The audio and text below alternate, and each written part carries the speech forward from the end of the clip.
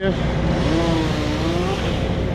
we done smoked that one over there. We did the whole tree in an hour, and now we're smoking this one right here. That's what we're doing.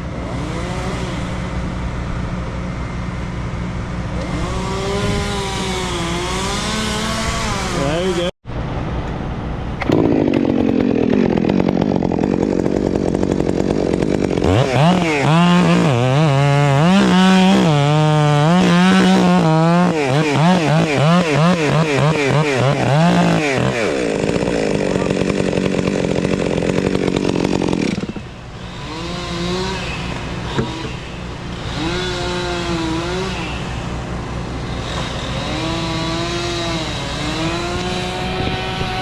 We're putting it on the ground, guys, down there, boy. I'm telling you. You know, how is it the visitor and the owner's doing all the work here, Rook? I ain't figured that one out.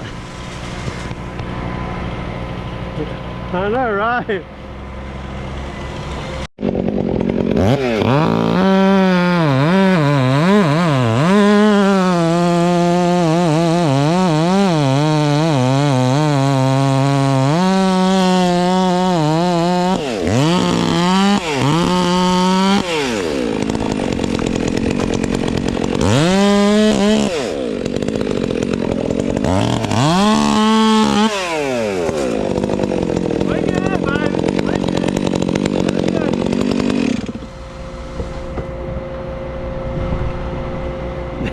That was the other 25% of the tree right there. That's right. I know, right? Oh yeah. Oh yeah, there we go.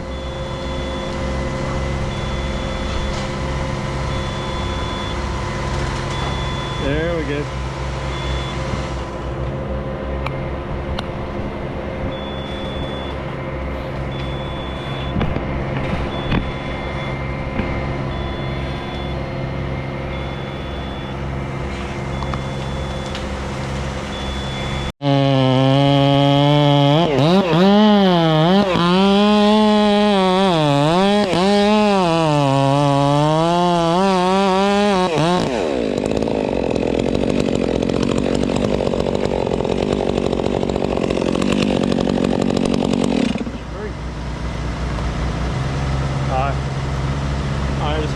Yeah, hold up.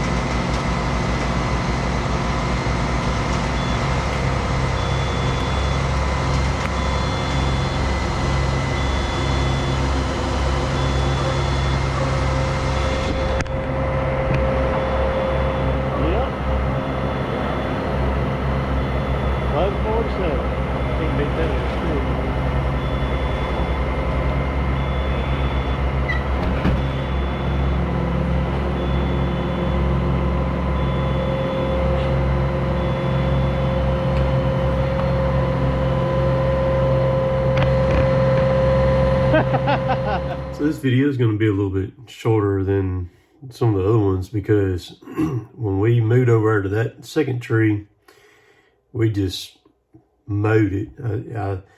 I was sitting on the other side of that other one in that driveway, and I tracked the lift around, and that's the cool thing about the spider lifts. I like the spider lifts. I do like them. Tracked it around there and jumped the curb with it.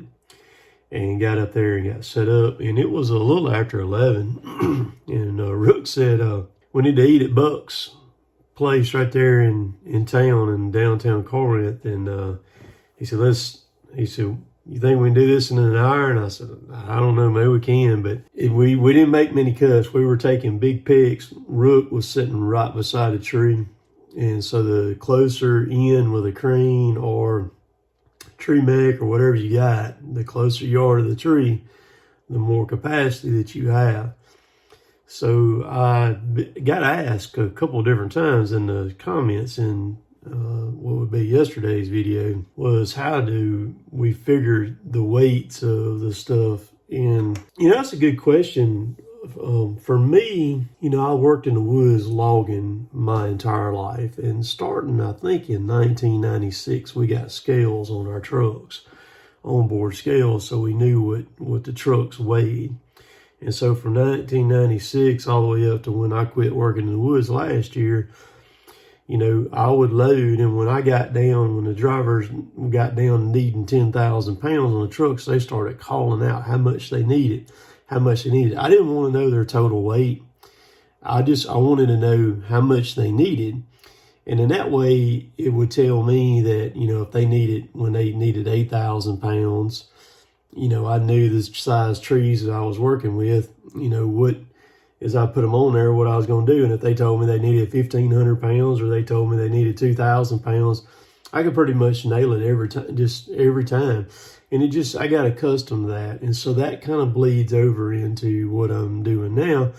And it's very simple. Like on the crane, working with Kyle, he can tell you what he's good to. His computer will, as he's out, depending on how he's out, his angle and all that stuff like that, he can tell you, okay, I'm good for 3,500 pounds. And you try to stay under that 3,500 pound limit. So this one guy asked, why does he not use the saw on the head? The head's got a saw on it. Well, in these situations, if you got a cut man up there, all Rook's got to do is grab it. He can make we call them balance picks. There's a lot into it. It's a lot more than just firing up a chainsaw and sticking it in a piece of wood and cutting. It's way more to it than that. There's a lot of crap going on, man. But so hope you enjoyed it. We'll catch y'all later. Later, taters.